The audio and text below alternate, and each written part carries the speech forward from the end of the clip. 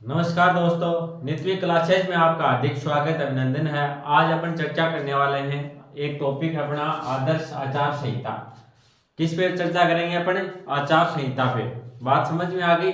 आजकल क्या है, चुनाव का माहौल है और 5 राज्यों में क्या है, चुनाव है। उसमें से 5 राज्यों में एक राज्य राजस्थान भी है जिनमें हाल ही में क्या है, चुनाव है। तो आजकल हर किसी की जुबान पे एक नाम मिलता है आपको कि भाई आचार संहिता लगी है। अगर आप स्टूडेंट से सुनो तो वो ही बोलेंगे कि क्या है, अभी वैकेंसी आने वाली नहीं है। क्यों नहीं आएंगे? क्योंकि अभी तो आचार संहिता लगी है। तो हर कोई बोलता है आचार संहिता, आचार संहिता। आखिर ये होती क्या है, क्यों लगती है, क्या इसके नियम है, कौन इसको लागू करता है, कब तक लगती है, कैसे क्या प्रोसेस, वो पूरी बातें अपन करते हैं। हाँ, तो देखो आचार संहिता होती क्या है, आचार संहिता क्या होती है। पहला सवाल आपका यही है, आचार संहिता क्या है। अगर क्या है आचार संहिता क्या होती है, इसके बारे में मैं बताऊं तो आपको क्या है कि देश के अंदर जब चुनाव होते हैं, देश के अंदर जब क्या चुनाव होते हैं, तो उन चुनावों को स्वतंत्र, निष्पक्ष और पारदर्शी करने के लिए चुनाव आयोग क्या करता है, निर्वाचन आयोग है, वो कुछ नियम और शर्तें बनाता है। बात समझ में आ गई? जब अपने देश में क्या चुनाव होते हैं ना, तो चुनावों को स्वतंत्र, निष्पक्ष और पारदर्शी, बात समझ में आ गई कि उसमें जैसे मतदाताओं पर कोई कोई दबाव नहीं डाले, इस प्रकार के क्या नियम बनाए जाते हैं। इस प्रकार के क्या होते हैं, नियम और शर्तें होती है। उन नियम शर्तों को क्या बोलते हैं अपन? आचार संहिता। बात समझ में आ गई? दोबारा बताऊं कि अपने देश के अंदर जब चुनाव होते हैं तो चुनाव को निष्पक्ष, स्वतंत्र और पारदर्शी संपन्न कराने के लिए चुनाव आयोग क्या करता है, कुछ नियम शर्तें बनाता है। उन्हीं को अपन क्या बोलते हैं, आचार संहिता। बात समझ में आ गई क्या? चुनाव आयोग कुछ नियम और शर्तें बनाता है, उन नियम और शर्तों को क्या बोलेंगे अपन? आचार संहिता। बात समझ में आ गई?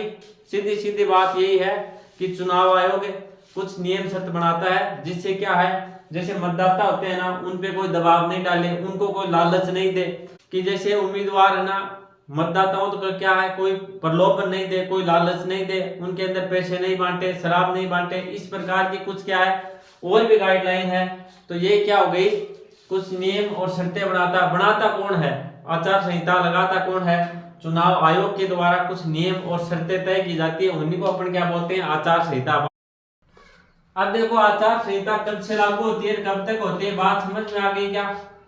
कब से कब तक लागू होती है, कब से कब तक की बात करें अपन, ये क्या है, चुनाव आयोग के द्वारा, चुनाव आयोग है उसके द्वारा क्या है, एक अधिसूचना जारी की जाती है। बात समझ में आ गई? जैसे तारीख चुनाव की क्या है, डेट घोषित हो जाती है, उसी दिन से चुनाव आयोग के द्वारा एक क्या अधिसूचना जारी की जाती है। उस अधिसूचना से लेके जब तक क्या है चुनाव के नतीजे आ जाते हैं, तब तक क्या है, आचार संहिता लागू रहती है। बात समझ में आ गई? आचार संहिता कब से कब तक लागू रहती है? जब निर्वाचन आयोग के द्वारा एक अधिसूचना जारी कर दी जाती है, उस अधिसूचना जारी होने के और जब तक नतीजे नहीं आते तब तक क्या होती है, नतीजे आने तक क्या रहती है, आचार संहिता लागू रहती है। बात समझ में आ गई? हाँ भाई, ये बताओ आचार संहिता कोई कानूनी प्रावधान है क्या? ये कोई कानूनी प्रावधान नहीं है, ये राजनीतिक दल है उनकी सर्वसम्मति से बनाया गया एक प्रावधान है। बात समझ में आ गई क्या? ये कोई कानूनी प्रावधान नहीं है आचार संहिता। तो ये क्या है कि जितने भी राजनीतिक दल हैं उनकी सर्वसम्मति से बनाया गया क्या है, प्रावधान है। बात समझ में आ गई? अगर आपसे कोई पूछे कि ये कोई कानूनी प्रावधान है क्या आचार संहिता, तो इसका आंसर क्या रहेगा कि ये कोई कानूनी प्रावधान नहीं है, ये जितने भी राजनीतिक दल है उनकी सर्वसम्मति से बनाया गया क्या है, प्रावधान है। अच्छा, आचार संहिता का ये बताओ मेरे को उद्देश्य क्या है, बनाने का उद्देश्य क्या है, कि क्यों बनाया?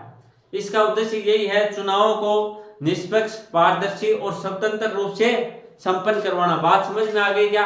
आचार संहिता कि भाई ये बनाए क्यों और लागू क्यों करते हैं, इसका उद्देश्य क्या है, इसका मेन उद्देश्य क्या है? तो इसका उद्देश्य यही है कि चुनाव होते हैं उनको स्वतंत्र और पारदर्शी और निष्पक्ष रूप से क्या किया जाए, संपन्न किया जाए। बात कि आचार संहिता लगने के बाद में क्या क्या नहीं कर सकते। तो इसमें देखो कोई भी सरकार है, राज्य की हो या केंद्र की, वो क्या है उस राज्य के अंदर जिसमें क्या चुनाव हो रहे हैं उसके अंदर नई योजनाएं, नई घोषणाएं ये नहीं कर सकता। बात समझ में आ गई क्या? कि जिस राज्य में चुनाव है उसमें राज्य की सरकार प्लस केंद्र की सरकार, उसके अंदर क्या कोई नई योजना, घोषणा ये नहीं कर सकता। ये क्या पाबंद हो जाती है, मनाही हो जाती है। बात समझ में आ गई?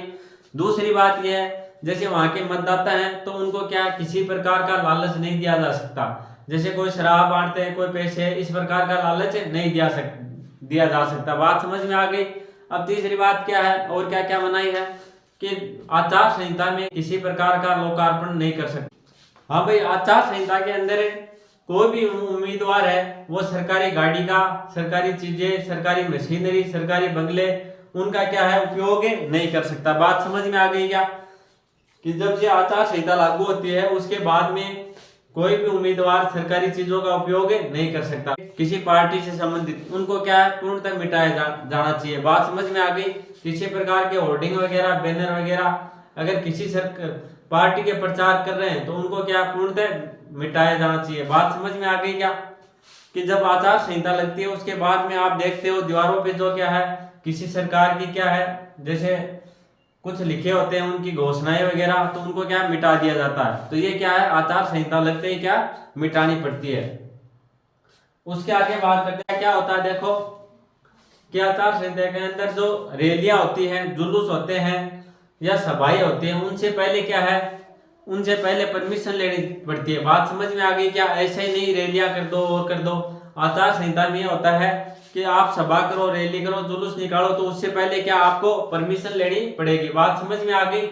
तो इस प्रकार से संबंधित थाने में भी क्या है सूचित किया जाता है। कोई पूछे कि ये जो आचार संहिता है ये कानूनी प्रावधान है क्या, तो इसकी क्या ये कानूनी प्रावधान है क्या, इसका आंसर क्या होगा? नहीं, आचार संहिता कोई कानूनी प्रावधान नहीं है। राजनीतिक दल है उनकी सर्वसम्मति से बनाए गए कुछ प्रावधान है और ये कोई कानूनी प्रावधान नहीं है। बात समझ में आ गई क्या कि जितने भी राजनीतिक दल हैं उनकी सर्वसम्मति से क्या कुछ है प्रावधान बना दिए गए, वो क्या हो गई आचार संहिता। कि जब आचार संहिता लगती है उसके तुरंत बाद में क्या जो भी सरकारी कर्मचारी है वो निर्वाचन आयोग के कर्मचारी माने जाएंगे और जो निर्वाचन आयोग उनको निर्देश देगा वो उन्हीं की क्या करेंगे पालना करेंगे।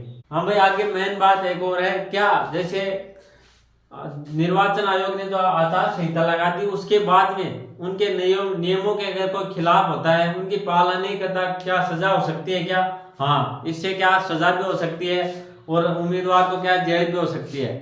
और अगर निर्वाचन आयोग चाहे तो क्या है उम्मीदवार को चुनाव लड़ने से भी मना कर सकता। बात समझ में आ गई क्या कि अगर आचार संहिता में उनके नियमों का पालन नहीं करे तो उसको क्या जेल भी हो सकती है, सजा भी हो सकती है और निर्वाचन आयोग चाहे तो वो क्या है चुनाव भी नहीं लड़ सकता। चलो तो भाई, जानकारी समझ में आ गई होगी आपको। अगर जानकारी आपको अच्छी लगे तो लाइक कर देना, शेयर कर देना और अगर आप चैनल पे नए हो तो सब्सक्राइब जरूर कर लेना। धन्यवाद।